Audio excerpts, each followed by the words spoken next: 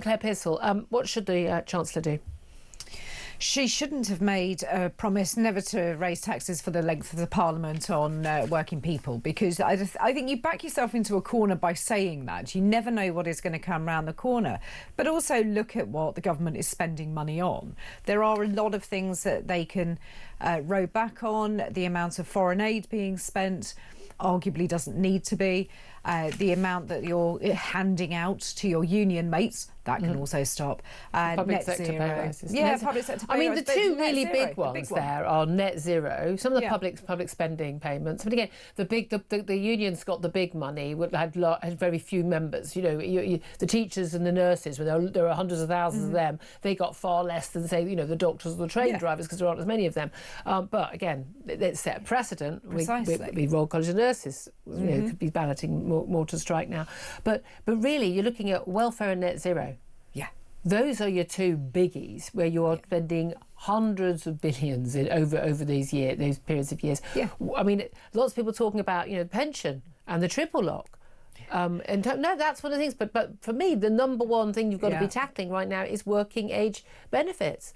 But I mean, also, you know, if you built more houses, and by the way, I don't want the government to build the houses. Let other people build the houses. You know, people want to buy houses. People want to sell houses. I mean, why does the government even need to be involved, frankly, other than, yes, we'll have planning permission, but let's, you know, we've got a lot of land. We can build a load more houses. You're never going to solve welfare dependency, welfare problems, if people can't afford to pay their own rent. And we're paying, what, is it 30 billion a year, give or take, on housing benefit for people right now? It is enormous. But also, I think that by putting the burden onto businesses, you're going to stop a load of businesses from taking on people. And if you've got an unemployment list which is rapidly rising, you need to get those people back into work to be economically active. You need to... And how do you do that? Reduce Carrot, the burden. stick, both? Well, I think you need to, reduce the burden on businesses. The stupid national insurance increase has just made it much more expensive. The threshold back up? Yeah.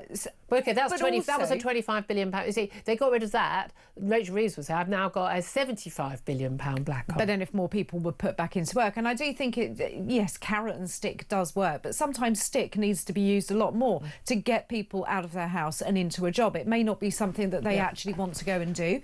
We've all done jobs that we didn't really want to do. Plenty of jobs I didn't want to do. Exactly, but you need to be able to do that to put food on your table and look after your kids and have. But they don't need to, because they can go on benefits, and that's. And it shouldn't be like that. Yeah. And it's one of these things that every government struggles with. Everybody. Well, they want to be tough. nice, but they want to be. But again, this is the same as the parents who go, well, I don't want to, like, you know, read the riot act to my kid. Tough love. Tough love. Yeah. We're changing the locks in 3 weeks. You're paying rent. End of. The word I'm sorry, no. but that's more loving. That's more loving than your kid not having a job. It certainly is, and the word no needs to be put round an awful lot more. My child heard that quite frequently from pretty much the day he was born. One of the things that always flabbergasted me is his parents saying, "Oh, I need supermarkets to move the sweets from the till because there's so much pressure." I'm like, don't. What?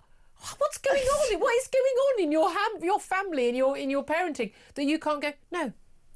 My kid wouldn't even have thought. I mean, do I sound really cool? She's a happy, well-functioning child. Yes. I just know adult. She's an adult now. Because she's been told no. But I just think, we didn't have that sort of stuff when I was younger. We couldn't afford it. There wasn't money for stuff like that, so it wasn't an issue. But also, if I whinged when I was a kid around a shop, my mother... Good luck with that! Exactly. My mother would have taken me out of the shop. There's a story in my family. I was taken into a quiet aisle.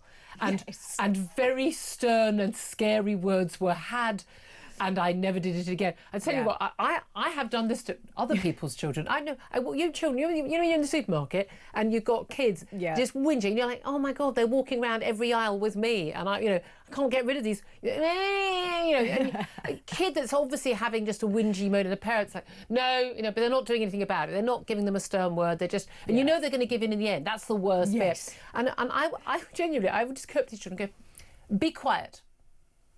And these children look at me in absolute shock. And I worked out what it is. No one has ever suggested that before. No one has actually just said, in a very firm, I wouldn't mess with me if I were you way, be quiet. Yeah. I mean, parents, try it. It works. I can come round your house and do it, no problem. Harm myself out, but trust me, it does work.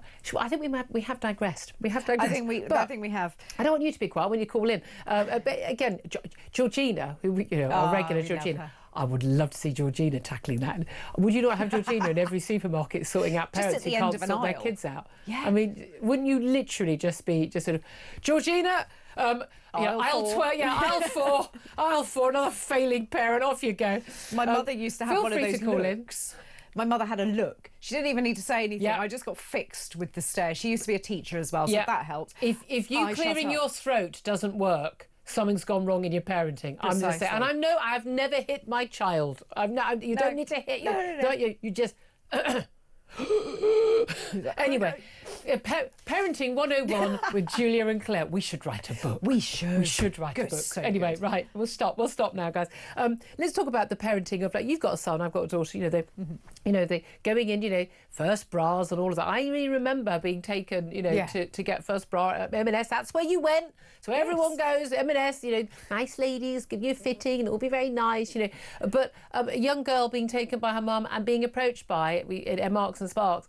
A 6'2" man dressed as a woman, but clearly a man, who, by the way, we learned from Helen Joyce a few moments ago, didn't actually work in the lingerie department. You just came over from fruit and veg or wherever it was, to come and just say, do you need any help? She was really quite, anxious and distressed. But we've had this for years, and lots of stores do it. But M&S, you know what? You're supposed to be. You're supposed to be one of us. Yeah. Having men working in those changing rooms and those departments, and having men customers saying that they are women going into those changing rooms. It's unacceptable. Is J.K. Rowling right, and Helen Joyce from Sex Matters right, that actually we need to boycott, but we need to tell them, go into the store, tell them, write to head office and say, I will no longer buy your products, any of them, because of this policy.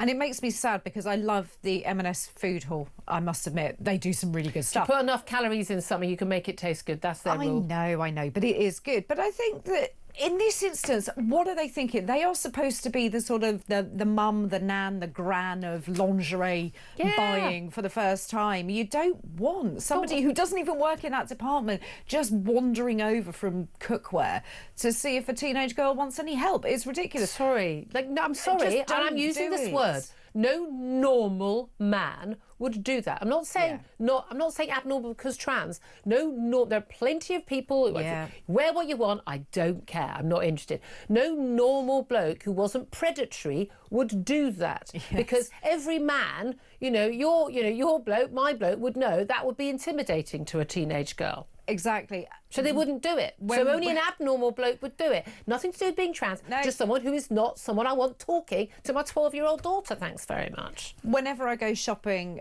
with my son, who is a teenager, we have to walk through. He's also about 6'11". He is, yes. He's very, very tall, very big. We have to walk through the lingerie department in M&S in Bluewater to get to where he needs to be. Exactly. He will look anywhere else, at the floor, at the ceiling, at my back. Every bloke's horrified by this. Precisely. So I find it very strange behaviour. By the way, somehow related to this, that's why I flag up that around this time tomorrow, I'm going to be talking to someone who, again, all the men in the audience are now going to pretend they've never heard of, and no one's convinced. Her name is Bonnie Blue, who seems to think that sex is an extreme sport and likes to film it and makes millions from it. 1,000 men in 24 hours, 2,000 men in 24 hours, talks about men destroying her, strangling her, goodness knows what. I'm feeling your pain there, Claire, I really am. But she's going to be on the show in the studio tomorrow. I have a funny feeling you don't want to miss that. It's going to be, shall we say, a conversation between two women who are pretty strident and open in their views. But I cannot wait to get that on air. So we'll look forward to you joining us. And yes, isn't it helpful that you just had me explain who she was to you chaps? Never heard of her. Of course you hadn't. Let's also talk about what's going on with Ukraine. Obviously, front page news recently has very much been all focused on Gaza and Israeli hostages as well. Some people bother to care about the Israeli hostages still being starved to death in those sort of tunnels. But Trump's envoy for everything, Steve Witkoff, and a golf buddy, arrived in Moscow.